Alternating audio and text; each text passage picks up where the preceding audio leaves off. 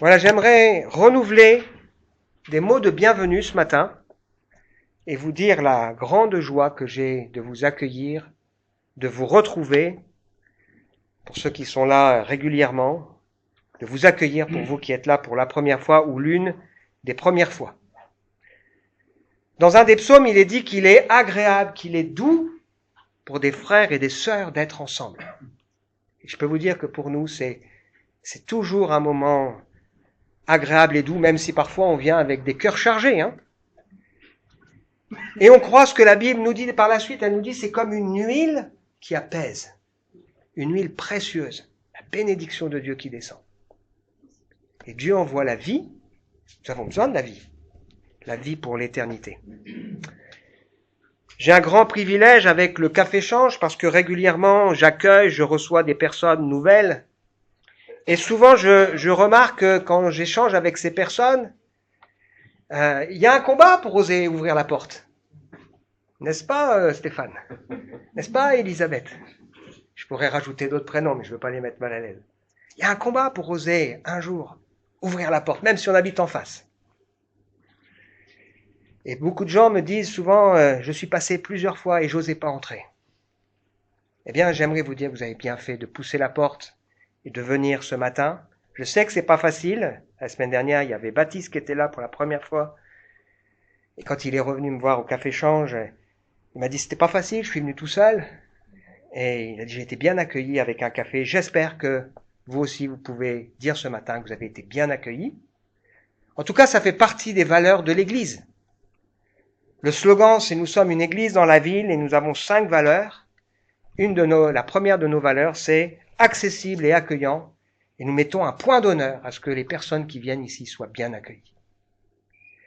Alors, il y a un texte de la Bible qui est très fort, qui nous dit, dans la lettre aux Romains, « Accueillez-vous les uns les autres, comme Christ vous a accueillis, pour la gloire de Dieu. » Comment Christ nous a-t-il accueillis?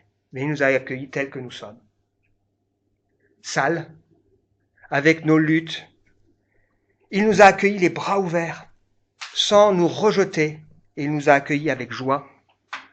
Il nous a accueillis avec enthousiasme. J'ai l'impression que le Seigneur, c'est un peu comme s'il disait, « Allez, enfin te voilà, depuis le temps que je t'attends. » Il nous a accueillis avec compassion par rapport à nos épreuves de vie et avec des projets pour changer nos cœurs et nos vies.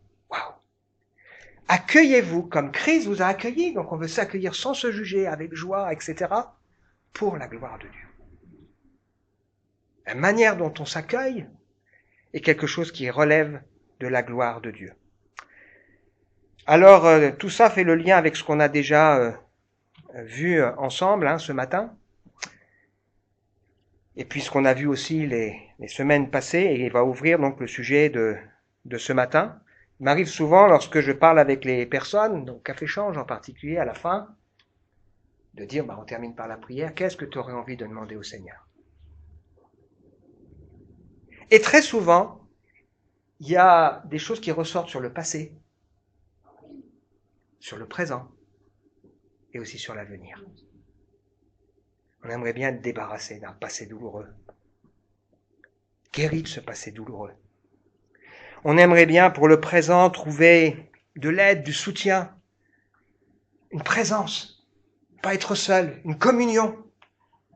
Et on aimerait bien pour l'avenir aussi avoir un espoir. C'est exactement ce qu'est l'Évangile. Dans l'Évangile, il y a la dimension passée, Dieu qui nous dit, ton passé, on le prend ensemble, si tu en es d'accord. On le jette au fond de la mer. Et toutes choses deviennent nouvelles. Ton présent, le Seigneur promet d'être avec nous tous les jours, parce qu'il sait que la vie est pas facile. Et ton avenir, il nous donne une espérance extraordinaire et glorieuse. La semaine dernière, on a évoqué ensemble la personne de Jésus qui est venu pour nous rendre notre dignité, pour nous donner ce pourquoi nous avons été créés. Nous avons été créés pour régner avec lui. Et il nous promet un monde où nous régnerons avec lui. Nous avons vu aussi qu'il veut nous délivrer de nos peurs, la peur de la mort, des griffes de l'adversaire de nos âmes, le diable. Et il veut être à nos côtés comme celui qui qui nous soutient. Et donc, il frappe à la porte du cœur, de nos cœurs à chacun, pour nous dire, eh bien, si on mangeait ensemble, si tu me laissais entrer, qu'on ait une discussion, qu'on mange ensemble, et puis qu'ensuite tu puisses découvrir ce grand salut. Le salut, c'est à l'initiative de Dieu. Mais Dieu. Nous étions perdus, mais Dieu. Dieu qui nous aime a donné Jésus. Une partie de lui-même qui s'incarne, c'est pas le meilleur des personnages, c'est pas le meilleur des anges, mais c'est lui-même qui s'incarne dans la personne de Jésus et qui vient pour nous parler de restauration. Le mot restauration a deux sens. Il parle de réparer ce qui a été abîmé, c'est ce que Dieu veut faire, et il parle aussi de nourrir, c'est aussi ce que Dieu veut faire. Si quelqu'un a faim, si quelqu'un a soif, qu'il vienne à Jésus, qui pourra pleinement satisfaire les besoins de son cœur. Il est venu nous parler de ce monde restauré. Le paradis, j'y crois. Le paradis, c'est moins un lieu qu'une présence. Il n'y a pas de paradis sans Dieu. Ce qui fait que le paradis est le paradis, c'est la présence de Dieu. Et la présence de Dieu nous garantit que tout ce qui est les conséquences de l'absence de Dieu ou du rejet de Dieu dans notre monde est fini. Les pleurs, les larmes, les deuils, les cris, le mal, tout ça, ce sera terminé. Il veut nous restaurer pour que nous puissions pleinement vivre à ses côtés. Et puis, ça fait écho aussi, ce qu'on va partager avec ce qu'on a déjà commencé de dire ensemble. Jésus qui bâtit son Église et qui ajoute chaque jour ceux qui sont sauvés. Et donc, être sauvé, c'est pas par nos mérites, ce n'est pas par nos œuvres, mais c'est par la foi dans une personne, la personne de Jésus, qui est à la fois la porte, qui nous permet de découvrir le salut, mais qui est aussi le chemin, c'est-à-dire celui que nous sommes appelés à suivre et à avancer avec lui. Alors, ça ne veut pas dire qu'on se croit supérieur aux autres. Hein. On a lu ensemble que Dieu n'a pas choisi les choses fortes de ce monde, mais il a choisi celles et ceux qui reconnaissent leur faiblesse. Mais c'est important quand même, à un moment donné, d'être clair par rapport à notre avenir éternel. Ah oui, c'est quand même la question la plus importante. Où est-ce que tu vas passer ton éternité? Je rencontrais cette semaine une dame qui dit j'ai perdu la foi, ok, et elle dit je crois qu'il y a quelque chose après, voilà, plus ou moins réincarnation, bon ok, quel espoir on a. C'est important de savoir où on va, et c'est important de savoir être prêt. C'est important aussi d'ouvrir notre cœur. Parce que parfois, Dieu, il est là, il parle, il veut nous faire entrer dans son projet, mais c'est nous qui mettons des freins. Et souvent, j'ai remarqué que l'être humain, il y a deux grands pourquoi. Pourquoi Dieu, ça va si mal? Puis après, quand il commence à être touché par le Seigneur, pourquoi moi? Et si j'étais pas celui? Et pourquoi? Tu es là. C'est la preuve que Dieu a le désir de te toucher et de se révéler à toi.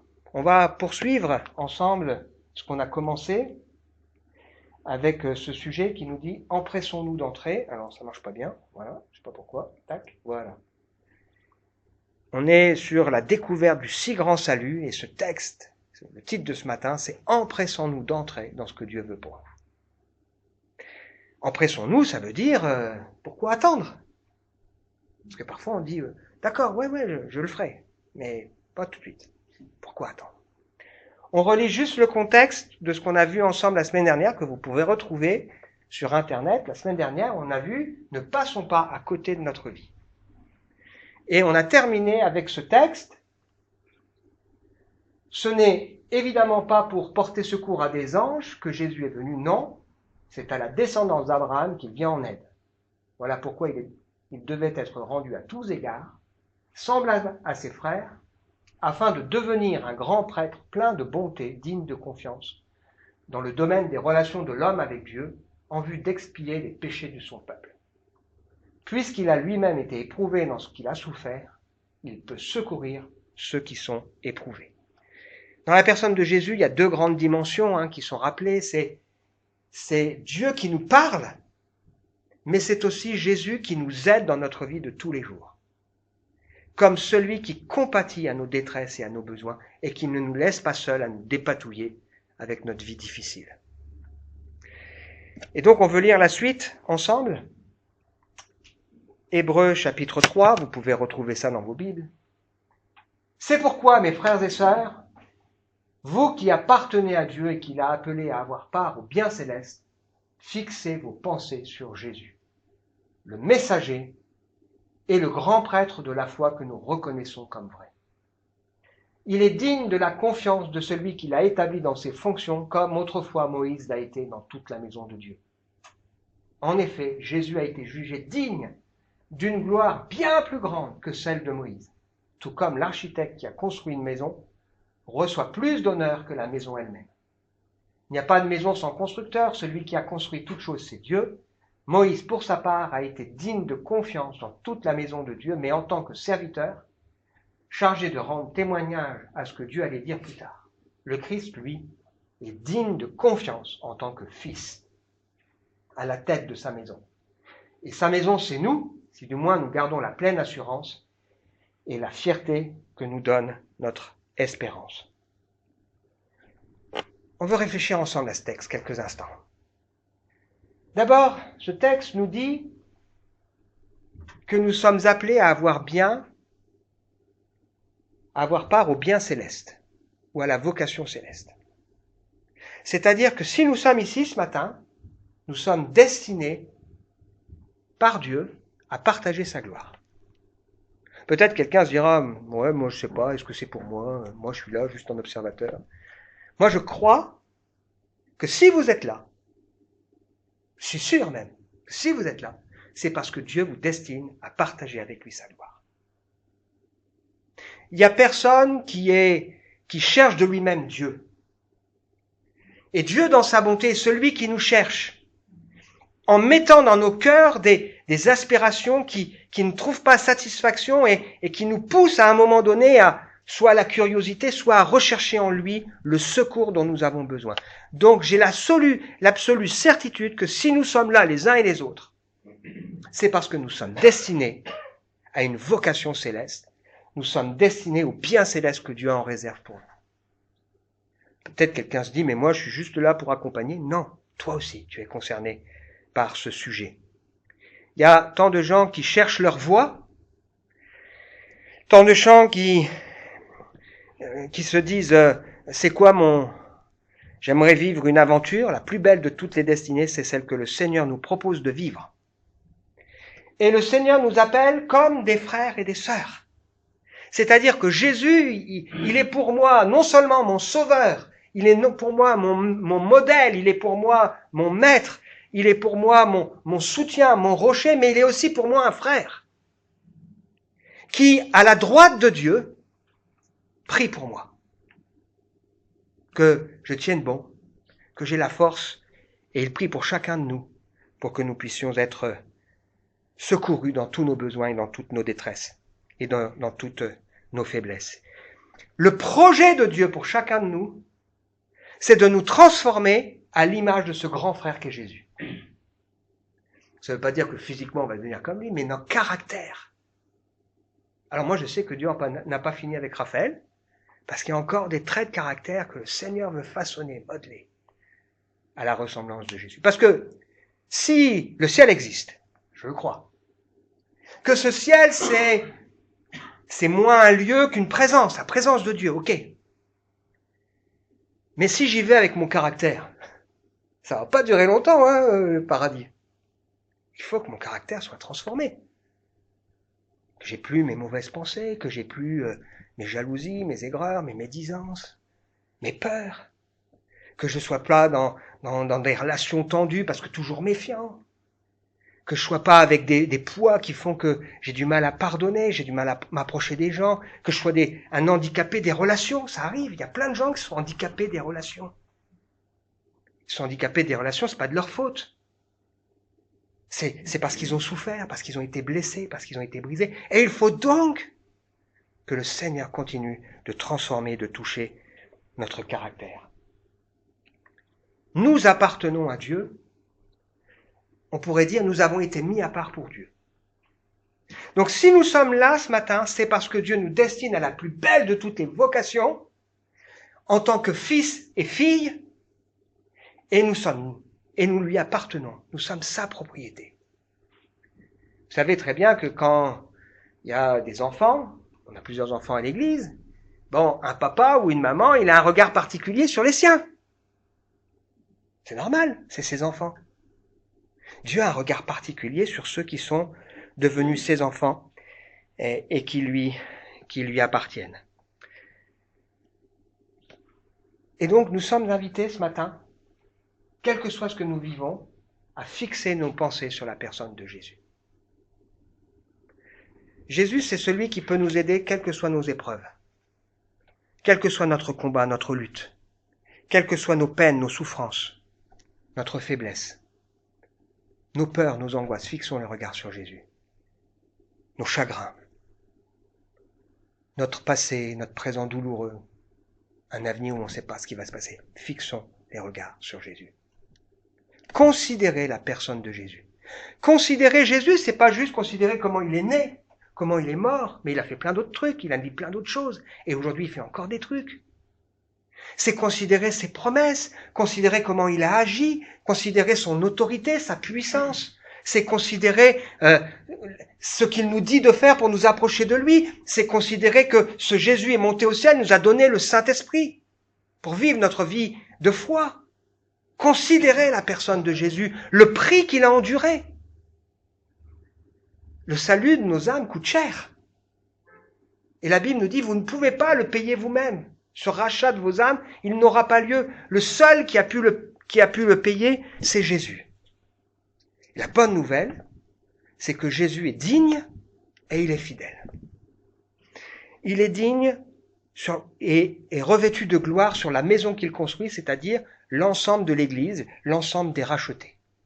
Alors ce texte s'adresse à des personnes qui étaient d'origine juive et pour eux, la personne de Moïse, pas rien. Ah, c'est vrai, si vous lisez l'histoire de Moïse ou si vous avez vu des films sur Moïse, Moïse c'est quand même celui qui a été sauvé à sa naissance. Il aurait dû mourir. Et Dieu l'a protégé miraculeusement. C'est aussi celui qui a vu Dieu lui parler à travers un buisson. C'est celui que Dieu a envoyé avec des signes, des prodiges, des miracles. C'est celui qui a libéré le peuple. C'est celui qui a, par la grâce de Dieu, fendu la mer. Et le peuple est passé à travers la mer. Vous pouvez regarder ça dans le livre de l'Exode. C'est aussi celui qui est monté sur la montagne, qui a parlé avec Dieu comme un homme parle avec son ami, qui a reçu les tables de la loi. Enfin, c'est pas rien, Moïse. C'est celui qui, à un moment donné, va dire au Seigneur, fais-moi voir ta gloire, et à qui Dieu va révéler son nom. Donc, on comprend que les personnes qui, d'origine juive, sont attachées à la personne de Moïse. Mais ce texte nous dit, Jésus, waouh, infiniment plus que Moïse. Infiniment plus. Considérez la personne de Jésus. Il allait au-devant de ceux qui ne pouvaient pas venir à lui, qui étaient des cabossés de la vie. Il allait les voir. Et quand un cabossé de la vie entendait Jésus parler, passer, et qui criait, Jésus s'arrêtait. Quand des personnes étaient en détresse, Jésus s'arrêtait pour poser la main et agir. Considérez la personne de Jésus. Il ne met pas dehors celui qui vient à lui. Et ce texte nous invite à mettre notre assurance et notre fierté dans notre espérance. Je suis pas fier de tout ce que j'ai fait dans ma vie. Je suis pas fier de tout ce que j'ai vécu. Je suis pas fier de tout ce que j'ai dit. Je suis pas fier de tout ce que j'ai pensé. Je suis pas fier de tout ce que j'ai fait. Mais je veux être fier d'une chose. C'est de me savoir aimer, racheter, pardonner et de savoir où je vais. Et je sais que cette fierté-là, je la dois pas à mes mérites. Je la dois à la grâce de Dieu. Et ce matin, si on est là, et si dans toute notre vie, on est marqué par la honte, eh bien, ce matin, la honte, elle peut changer de camp. Et nous pouvons être fiers. Mon passé pardonné. On peut être fier. On est appelé enfant de Dieu. On peut être fier. On a une espérance. La suite. C'est pourquoi, Prenez à cœur ce que dit l'Esprit Saint. Aujourd'hui, si vous entendez la voix de Dieu, ne vous endurcissez pas, comme l'ont fait vos ancêtres, lorsqu'ils se sont révoltés et qu'ils ont dans le désert voulu me forcer la main. Oui, ce jour-là, vos ancêtres m'ont défié voulant me forcer la main, bien qu'ils m'aient vu à l'action pendant 40 ans. C'est pourquoi j'ai été plein de colère contre cette génération-là. J'ai dit leur cœur, mais sans cesse ils s'égarent. Oui, ils n'ont fait aucun cas des chemins que je leur prescrivais. C'est pourquoi dans ma colère j'ai fait ce serment. Ils n'entreront pas dans mon repos. Prenez donc bien garde, mes frères, que personne parmi vous n'ait le cœur mauvais et incrédule au point de se détourner du Dieu vivant. Mais encouragez-vous les uns les autres, jour après jour, aussi longtemps qu'on peut dire aujourd'hui, afin qu'aucun d'entre vous ne se laisse tromper par le péché et ne s'endurcisse. Waouh! Aujourd'hui, c'est un jour spécial. Chaque jour est un aujourd'hui qui est un jour spécial, mais on ne sait pas demain. Donc aujourd'hui, c'est un jour spécial. Et je crois que dans ce lieu, Dieu nous parle aux uns et aux autres. Et ce qui va conditionner ce qui va se passer, c'est notre cœur. Parce que quand Dieu parle, il ne parle pas à la tête seulement. Il parle à notre cœur. Est-ce que ce matin, nous allons ouvrir notre cœur pour laisser le Seigneur nous toucher et nous parler? Est-ce que ce matin, nous allons laisser le Seigneur venir mettre un baume sur notre cœur? Est-ce que ce matin, nous allons laisser le Seigneur, nous inviter à passer du temps avec lui? Ou est-ce que nous allons au contraire fermer notre cœur? Alors, une des particularités qui s'est passée dans l'Ancien Testament, c'est qu'il y a des gens, ils ont vu plein de fois Dieu agir. Parce que l'histoire de Moïse que j'ai racontée, tous les signes, les miracles de Dieu, puis ils se sont retrouvés dans le désert et puis ils se sont dit, est-ce que vraiment Dieu est avec nous ou est-ce qu'il nous a laissé tomber? J'ai envie de dire ce matin, arrête dans ta vie de te dire, est-ce que c'est pour moi? Est-ce que oui? Est-ce que non? Ça fait tant de fois que le Seigneur y parle, ça fait tant de fois que le Seigneur agit, ça fait tant de fois que tu as vu le Seigneur venir te chercher, alors maintenant entre pleinement dans le repos du Seigneur et n'endurcis pas ton cœur.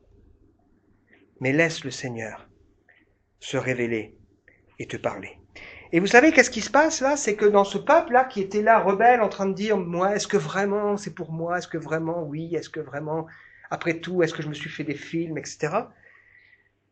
Finalement, ils reposaient leurs décisions et leurs responsabilités sur la personne de Dieu. Ah oui, parce qu'en disant, est-ce que Dieu en a fait assez? C'est lui, c'est de sa faute. On retrouve ça dès les premières pages de la Genèse. Alors que le Seigneur, il nous dit, non, mais ouvre ton cœur. Et ce texte nous met en face de nos responsabilités et nous dit, aujourd'hui, que personne ne se laisse tromper par la séduction du péché, ne s'endurcisse pour dire, bon, demain, peut-être. Un jour, je sais que je le ferai, mais non, pas aujourd'hui. La Bible nous dit que c'est aujourd'hui qu'il faut prendre nos décisions. On dit souvent que le demain, c'est le mot du diable. J'ai déjà raconté cette histoire d'un coiffeur qui dit ici, aujourd'hui, on rase gratis. Ou on coupe gratis. Alors, il y a quelqu'un qui rentre. Non, demain, on coupe gratis. Il voit le panneau, il dit, je viendrai demain. Le lendemain, il vient, il dit, non, c'est écrit demain. Il revient le lendemain, non, c'est écrit demain. Aujourd'hui.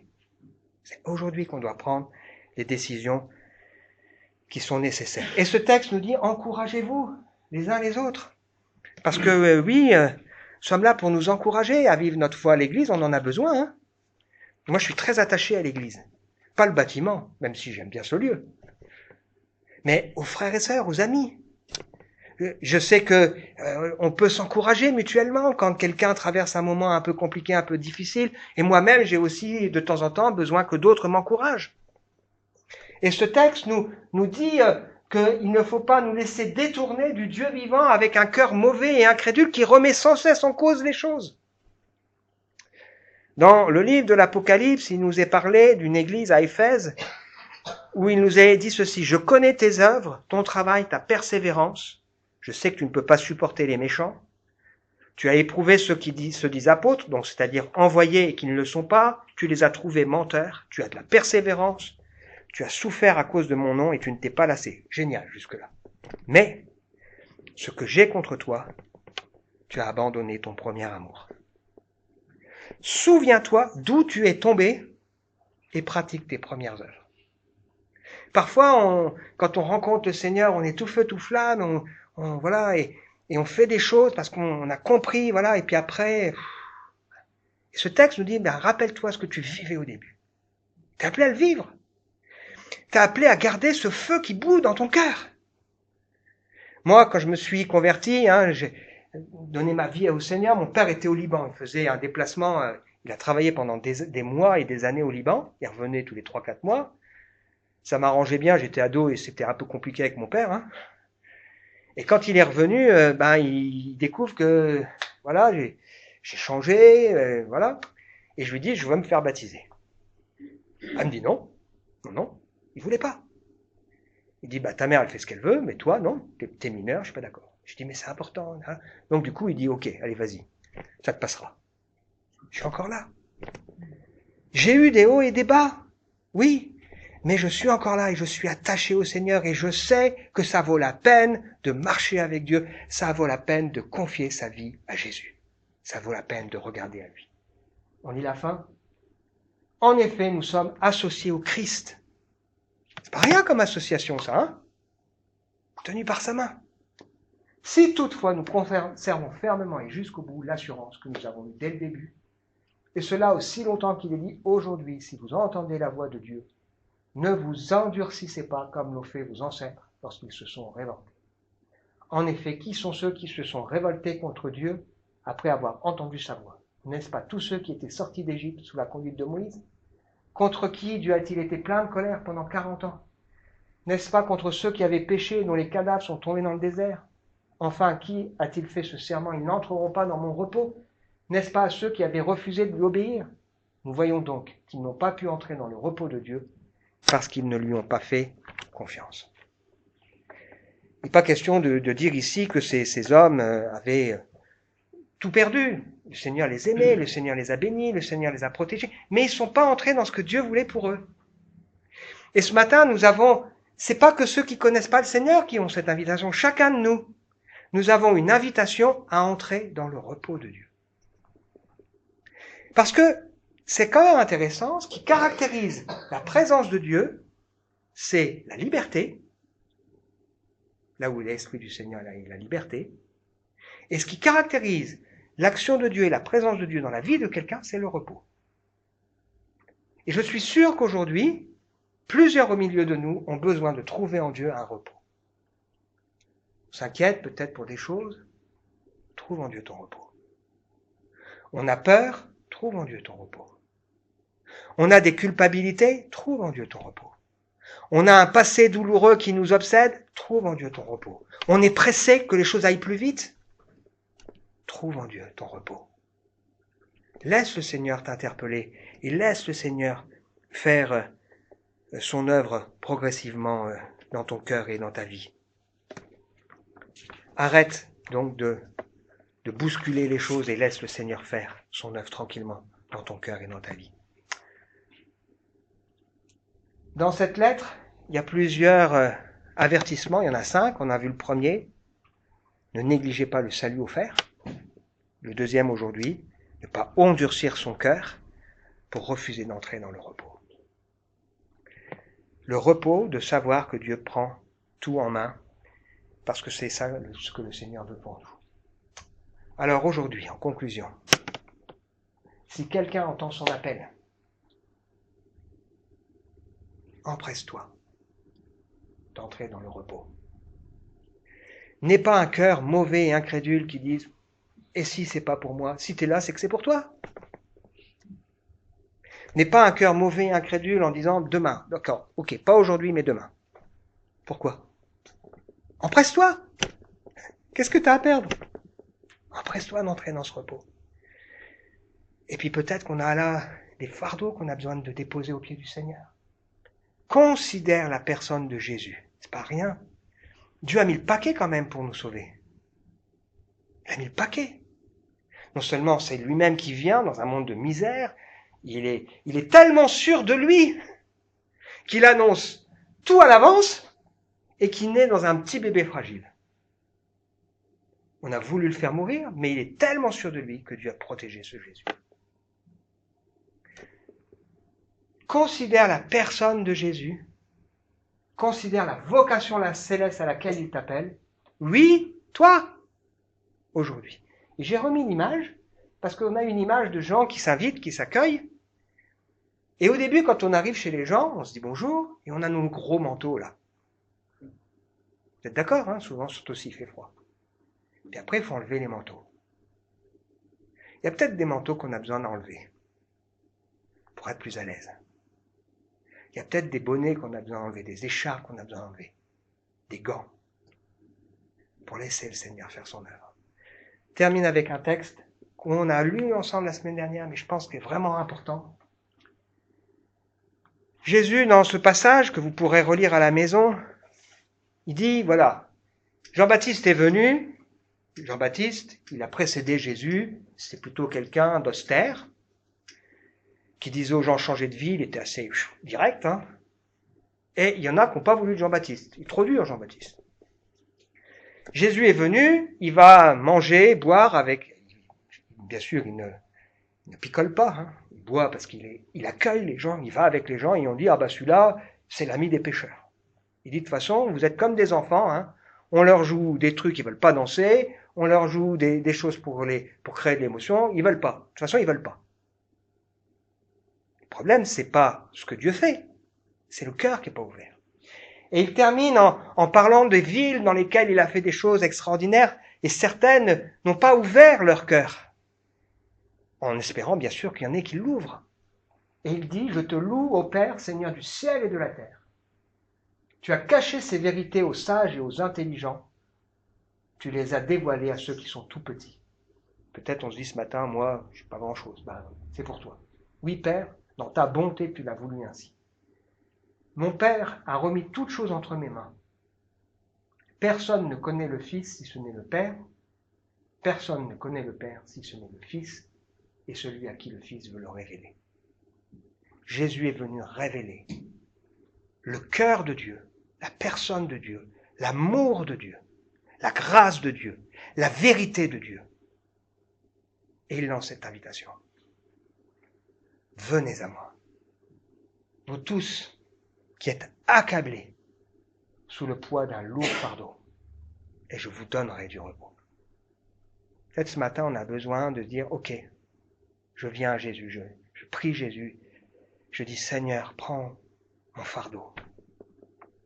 Mon fardeau, c'est mon histoire, mon fardeau, c'est la honte qui est sur moi, c'est les choses avec lesquelles je me débat dans ma vie. Prends mon fardeau, Seigneur. Ensuite, il dit ceci, prenez mon joug sur vous et mettez-vous à mon école. Je suis doux et humble de cœur et vous trouverez le repos pour vous-même. Donc il y a un repos que Dieu nous donne et il y a un repos qu'on est appelé à trouver. Et peut-être qu'au milieu de nous, il y a des gens qui ont reçu le premier repos quand ils ont expérimenté la grâce de Dieu et qui aujourd'hui ont besoin de trouver le deuxième. En se mettant à l'école du Seigneur. Et en prenant Dieu au mot, en prenant ses promesses, en disant, ok, tu me dis de ne pas m'inquiéter, que tu t'occupes, si je cherche premièrement les choses d'en haut, tu t'occupes du reste, ok. Tu me dis de me décharger sur toi, de mes soucis, de mes fardeaux, tu me dis de te faire confiance, ok. Tu me dis que tu me libères, ok. Il faut trouver ce repos. Mon joug est facile à porter. La charge que je vous impose est légère. Alors arrête de dire non ou de repousser à demain. On veut prier ensemble?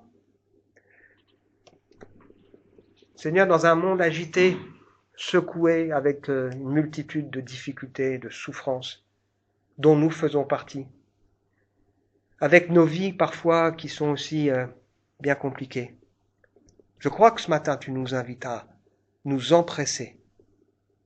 Parce que pourquoi attendre? D'entrer dans le repos de ce que tu veux pour nous. C'est vrai que même en te connaissant, parfois on est là et on veut faire par nous-mêmes, on veut On veut précipiter les choses, on veut agir avec nos mains pleines de doigts, là, qui compliquent tout. Seigneur, dans ta grâce, tu nous invites.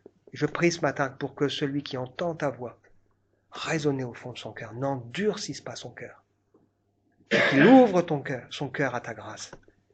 Considère la personne de Jésus. Oui, tous ceux qui sont là sont des hommes et des femmes que tu as appelés, que tu appelles, que tu veux justifier, que tu veux pardonner et que tu veux conduire dans ta gloire.